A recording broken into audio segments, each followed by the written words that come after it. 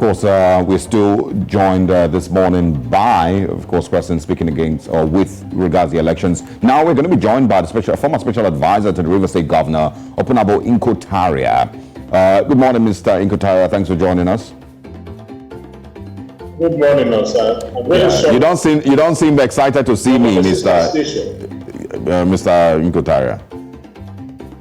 I was on the sister station. I'm really sorry. No, that's fine. I was saying you don't seem excited to see me, you know, and say I'm looking lovely, like my colleague. You're always looking smart. Smart. I'll take smart. All right. Now let's quickly get your thoughts on the election so far, the collation of results, and you know the issues that we've also noticed in different parts of the country. What are your thoughts on how the process has been run so far? INEC performed abysmally. It's a disgrace that despite the high blood pressure of rhetoric, what we see is an anemia of concrete performance. Preceding the election, we got all the assurances from INEC that it was going to be credible, transparent, free, and fair.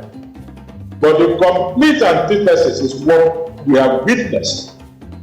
And I will say without equivocation that in the last Saturday's presidential election and national assembly election, INEC is complicit in all the fraudulent activities that took place. You asked your former guest a question. Can Jiga be everywhere? In other words, you are trying to extricate Jiga from whatever. Mahmoud Yakubu. And I asked you, Mahmoud Yakubu. And I ask you a simple question. If INEC performs creditably, who takes the credit?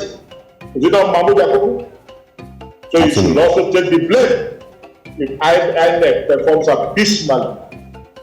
And the only way Mahmoud Yakubu would absolve himself from any blame is by cancelling the election from a violence-prone area, where violence is hostile.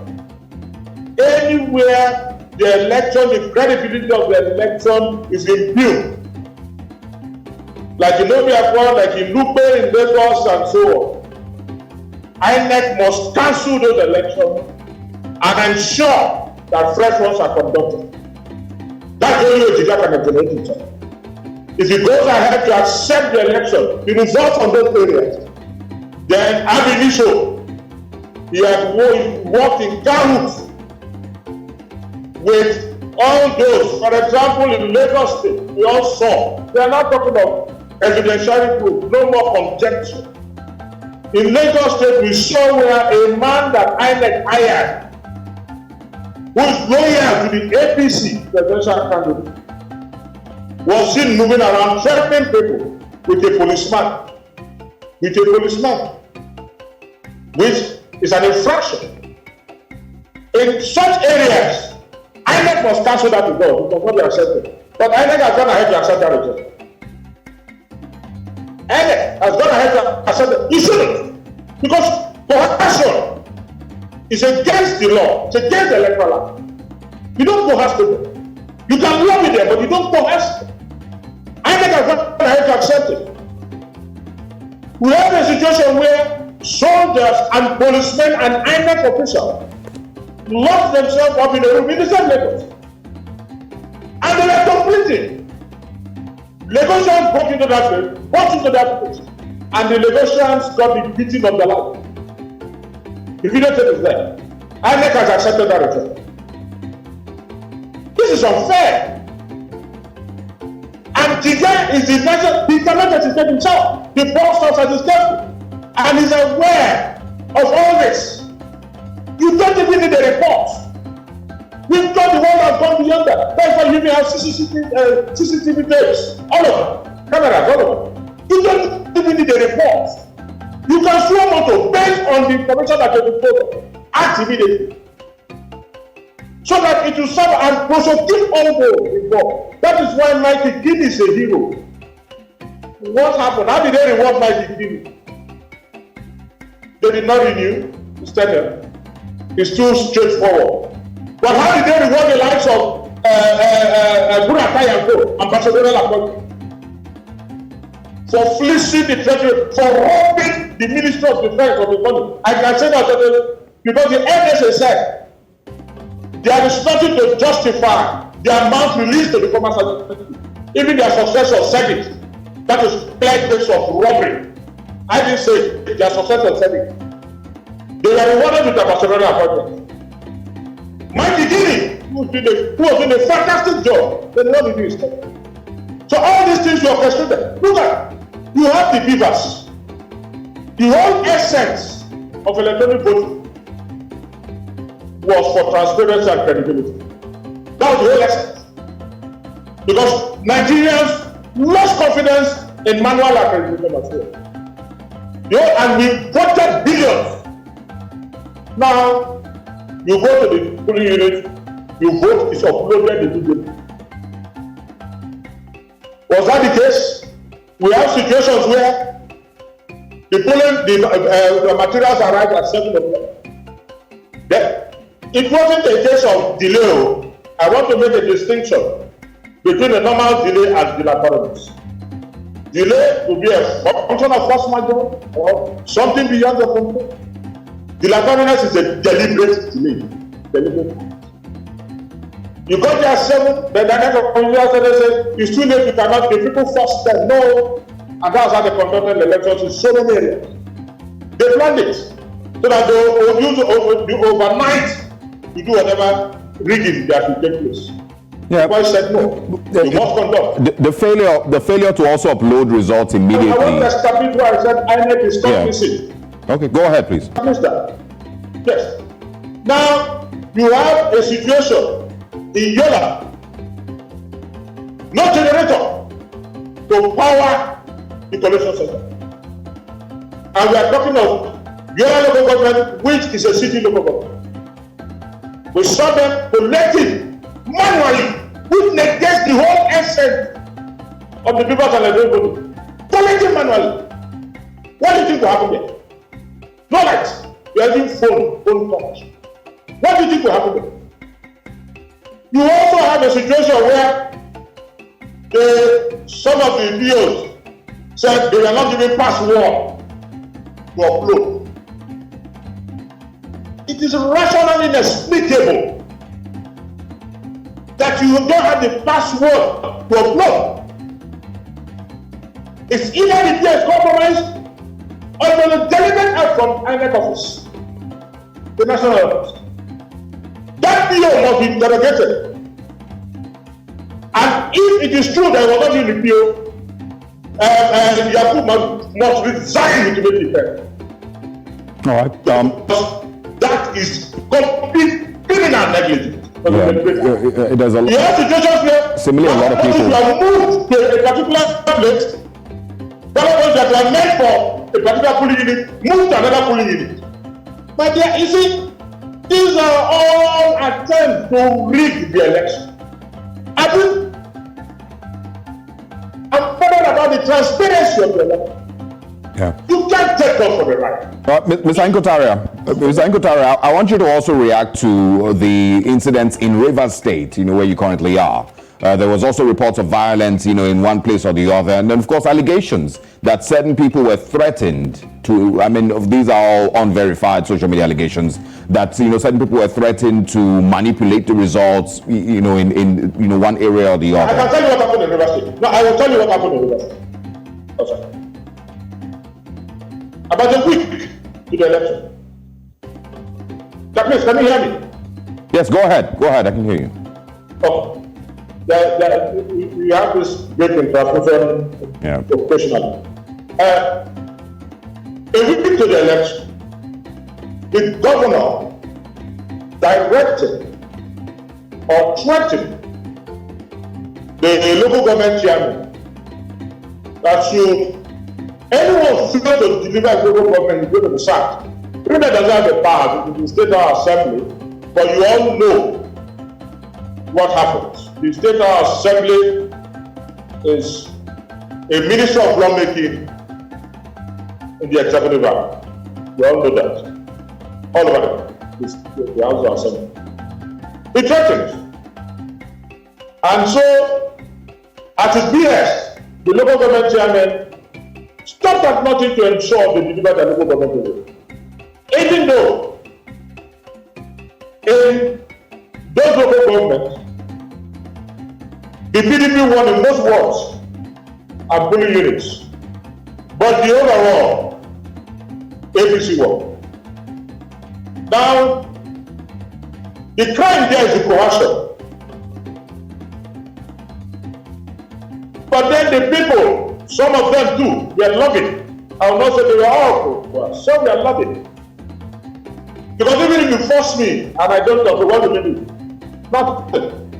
But you know, when I come with all kinds of promises, gratifications, and so on, and considering the hardship in the country that was first started by currency, change of currency, many persons became vulnerable. And whatever you give, they take. But we still had some few persons who stood their ground, who said, no, we are going to vote our country. And those are the persons that voted for other political parties. But there were instances where polling units and collection centers were raided and invaded by local government channels with armed policemen, beavers, and ballot boxes scattered away. There are issues like that. And so we want INEC to cancel the elections in those areas. But areas where people were lobbied and so on, or widowed into voting for candidates of their choice, no problem. That is based on part of politics. Yeah. But wherever you have violence, the elections must be cancelled because it's not a true reflection of the will of the people. All right, Ms. Inko Tariah. It will be surprising should INEC go ahead to accept the result of the Yeah. when you have the proof. It will be very annoying. And INEC should know that the steps it is taking to save, make, or match this country. All right, Mr. Inko Tariah, let's update. Kindly hold on. Let's update our viewers on the results so far, just to share with you what they look like. The 2023 presidential election. This is, of course, from the Punch newspapers. It says here that of course, it's currently Bola Ahmed Tinubu with above 2 million votes. Atiku Abubakar with 1 million plus votes, and of course, Peter Obi closely following with 1 million votes plus also. Rabiu Kwankwaso with 400,000 plus votes. This is what it currently looks like, and of course, with the results that have been released so far across the country. Of course, the Independent National Electoral Commission is still collecting results, and at 11 a.m. this morning they would resume, but they're still being put together and in different parts of the country, in the north, the south, east, and of course, middle belt and south, and everywhere. All right, so Mr. Inko Tariah, let's go back to you now and get your thoughts on on this graph by the Punch newspapers. Anything there shocking or unexpected or surprising for you? Sorry, I didn't get that. I'm asking, from what the Punch has shown and the lead so far of the APC's candidate, followed by the PDP's candidate, the Labour Party following third, is any of those details surprising in any way? Yes. There is no way in this country today people will vote for the APC at that level. And that is why we are talking about compromise. If you are that popular, if you are that loved by your people, why do you have to intimidate them? Why do you have to cut away ballot boxes and beaver? Why do you have to stab that lady? Well, there still needs to be investigation to show who exactly carried out or perpetrated the violence. I didn't get that. I said the police say they will still investigate, at least to be certain who were the perpetrators of that, the bits of violence that we saw. Nobody can say that it is one party or the other. We all know who is loyal to who. It's simple. If you go to a place now, apart from your personal identity, they will be identified with New Central. So we all know who's there. You see, these prevarications, traveling issues, circumlocution, that is the problem, the bane of our society. Are you sure this is big? Are you sure? And that is even the issue of technicality that the Supreme Court justices have said. We must do away with technicality if we have to ensure justice, unless we want judgment. But if we have to move from judgment to justice, to deal with technicality. So please, when they say a PDP supporter, an Atiku supporter at the River State did this, you all know the inclination of the man. All right. If somebody does another thing, you know his inclination. So we all know, like the issue of Lupe, we saw what happened, where people were gathered in the room. When they brought into that, they saw supporters of Tinubu. So what are we talking about? All right. The issue of the Tinubu supporter who went threatening people. The full view of the camera. Are you going to say you don't know? So we know. If they continue, in River State, certain persons were house of rep member was arrested. Yeah. Everybody said Atiku man. Nobody has come up to say. Yeah, well, Mr. Inko Tariah. Yeah, Mr. Inko Tariah. That's a mundane argument. So you know who is who and who is someone. Well, we of course would see how this eventually turns out, and if the police will actually do a proper investigation and expose this thing. But thank you very much. It's always interesting speaking with you. Thank you so much for your time this morning, and we will follow up the elections and bring you up again. Thank you very much.